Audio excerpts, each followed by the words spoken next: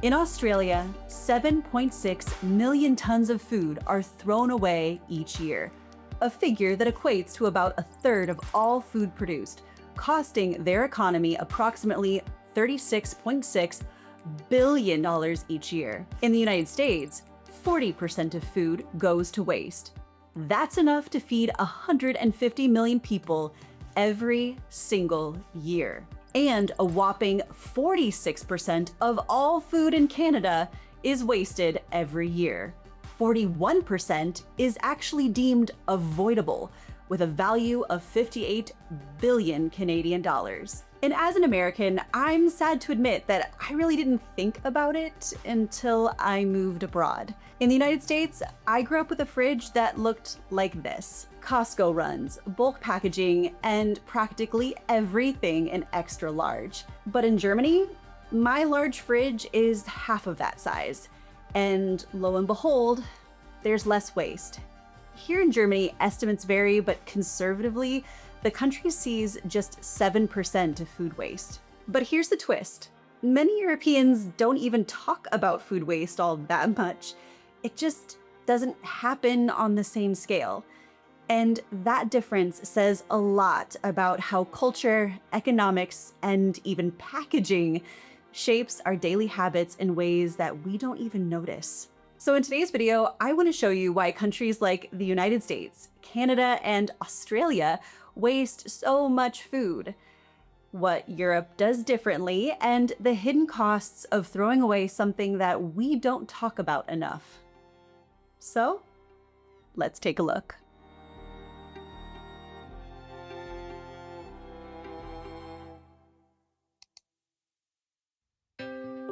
The world wastes about 2.5 billion tons of food every single year, and that's massive.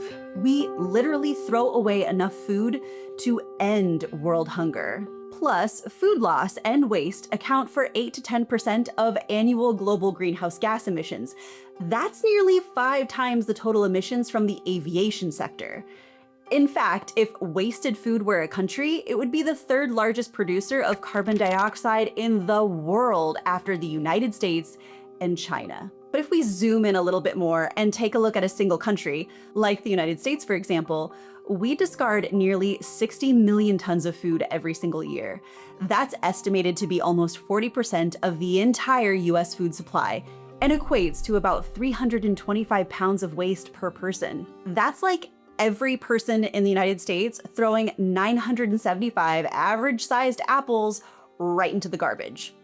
Or rather, right into the landfill, because that's really where most of it ends up. But it's important to keep in mind that figures and statistics on national food waste are actually different than those calculated for household food waste.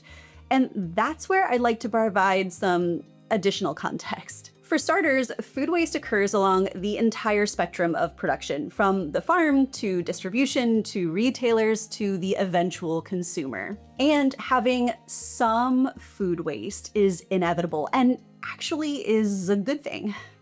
Let me explain. Under the umbrella of food waste is something called food loss, and this occurs before the food reaches the consumer. And for obvious reasons, we can't and probably shouldn't plan to only produce exactly the amount of food an entire society will consume. Losses occur from a litany of causes. Crops fail, pests infiltrate, for example.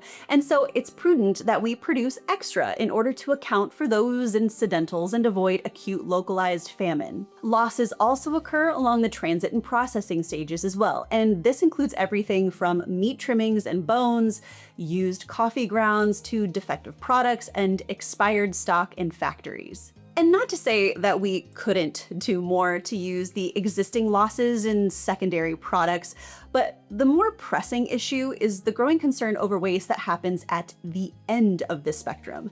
Namely, food that's fit for consumption, but consciously discarded at the retail or consumer phase. In fact, food is the single largest component taking up space inside US, Canadian, and Australian landfills. So where is all of this food waste coming from?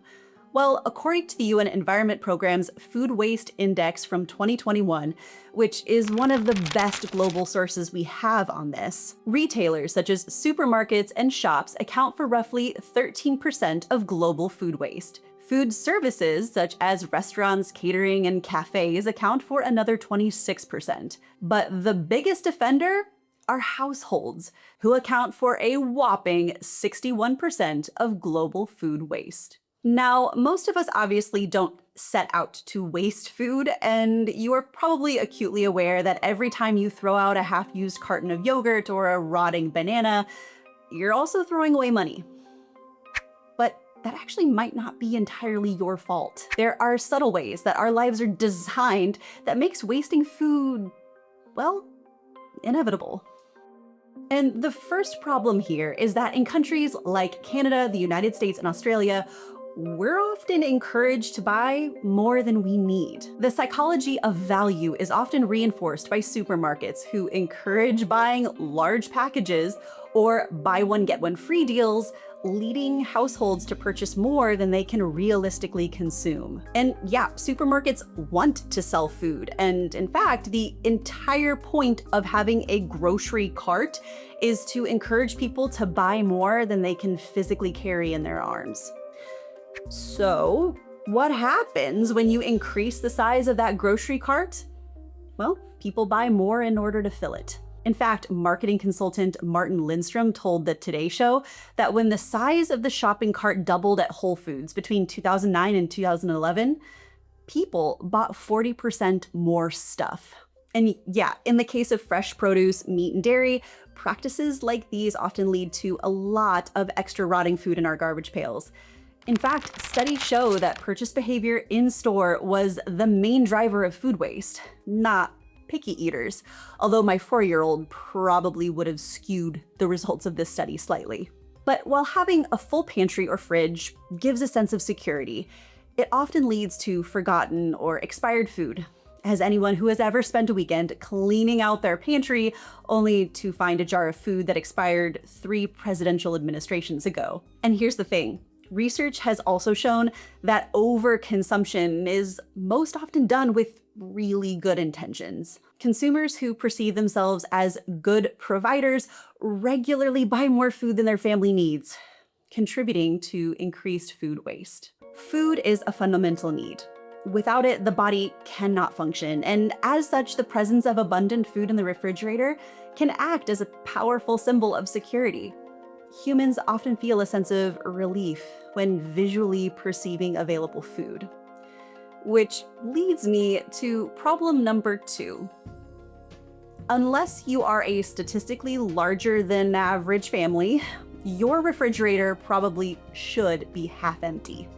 Most homes in the US, Canada, and Australia are fitted with refrigerators that hold roughly 27 to 28 cubic feet of storage space, like this one, for example. However, the refrigerator manufacturers themselves admit that general guidelines is to allow for 4 to 6 cubic feet of space per person. That means that this refrigerator was generously designed for a family of 5, despite the average household size in the US, Canada, and Australia hovering around 2.5. And all of these things taken together highlights the important ways in which default design influences human habits, social norms, and behaviors. Studies show that households buying in bulk often waste more per capita than those buying smaller portions more frequently. But when your grocery carts are larger than ever, you buy more. When your vehicles are larger than ever, it's easier to transport more. And when your refrigerators are larger than ever, you fill them more. And I think you can probably imagine how this ripples into other aspects of our lives, including portion sizes and cultural attitudes around leftovers. But beyond the psychological warfare our supersized supermarkets wage on consumption and food waste, the very way in which we label our food is perhaps the most, potentially, sinister culprit. Which leads me to problem number 3. Just as a disclaimer, I am not intending to insult anyone's intelligence, but a shocking amount of consumers are actually not aware of the difference between best buy, sell by, and use by. In most cases, These dates reflect quality, not safety. As a quick primer, best by or best if used by is the manufacturer's estimate of when the product tastes the freshest. Sell by is the guidance for stores on inventory rotation, not for consumers. And use by is sometimes safety related, especially for perishable items like meat or baby formula, but often it's still just about quality.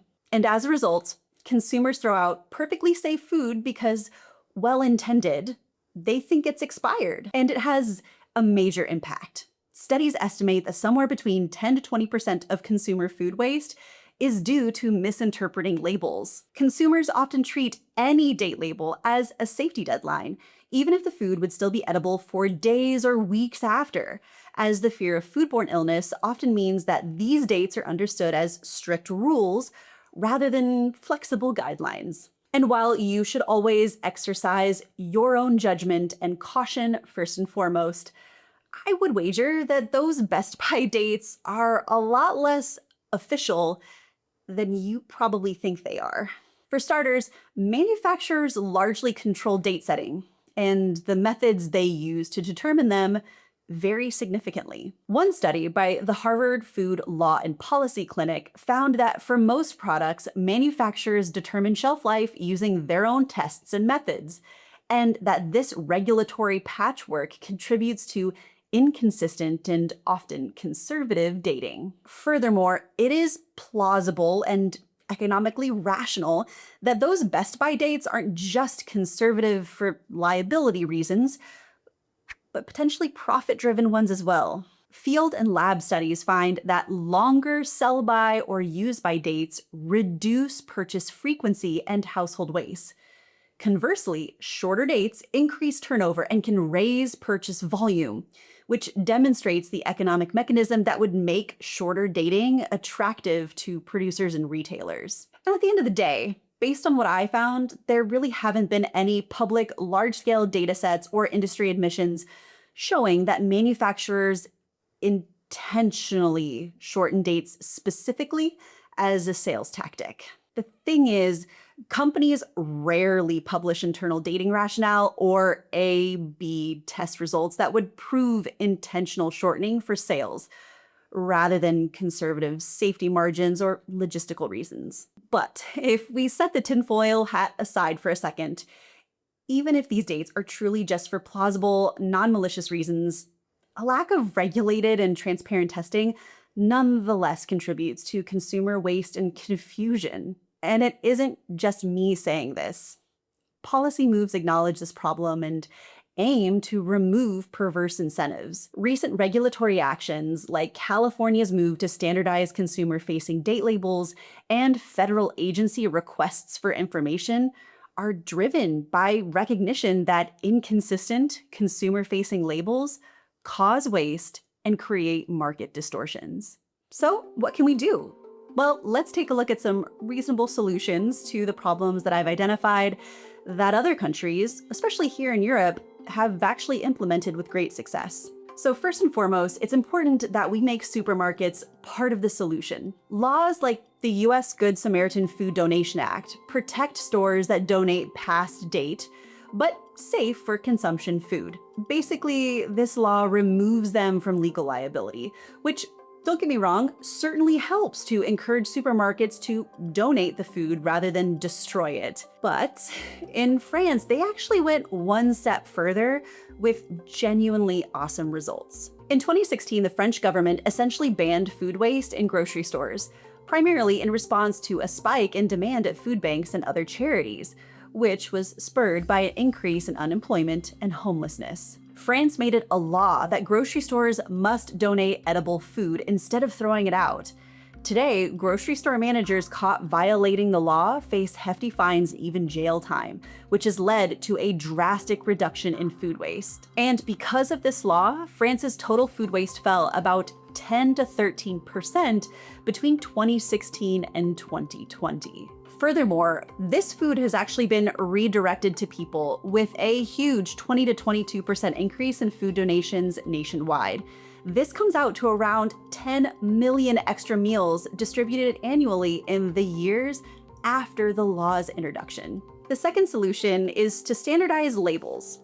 Now, some countries and economic zones, like the United Kingdom and the EU, have actually simplified labels into just two categories. Use by, which is strictly relative to safety and typically applies to highly perishable items, like meat, poultry, and fish, ready-to-eat salads, and dairy products like soft cheese or fresh cream. Consumer guidance is that eating food after this use-by date is considered a health risk. This again is a safety-focused label. But the second is best before, which indicates the date until which the food retains its optimum quality, which can be taste, texture, or aroma, for example. Food can often be eaten safely after this date, though it might not taste as good and typically applies to less perishable items, like dry pasta, canned food, biscuits, and cereals. And these collection of countries have also invested in consumer education, teaching people to trust their senses, smell, look, and taste instead of just the dates printed on them. Like this cool ad campaign by the EU-funded Refresh campaign.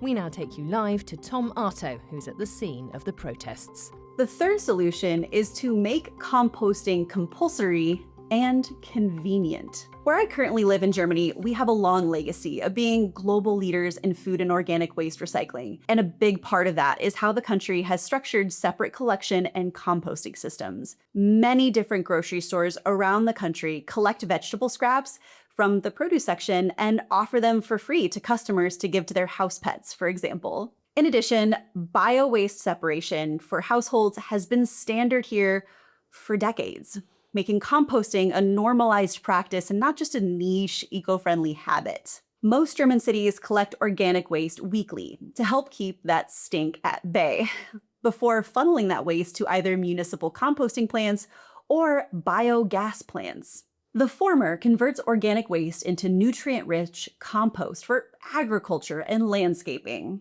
The latter option produces biogas, aka methane, for energy and digestate, which can be also used as fertilizer. And because of these composting efforts, Germany diverts around 15 to 20% of household waste into these bio-waste streams. And last but not least, go local. Listen, I recognize that many of us are stretched pretty thin as is. And it's easy and time efficient to just go to a once-a-week mega grocery haul at our local size supermarket or big box warehouse store. But taking the time to shop at local farmers markets, local bakeries, and support local businesses not only means that your dollars are spent supporting your community, but it also means that there's less travel, less spoilage, and typically better quality.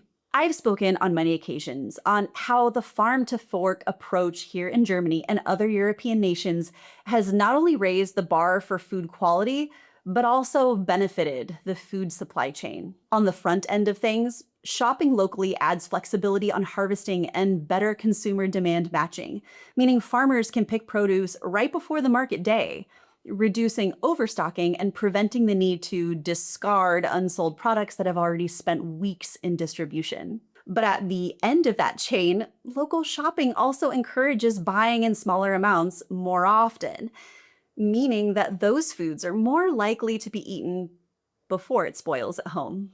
And listen, none of this is about moral superiority.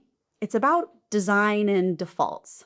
Like I said earlier, this is the paradox.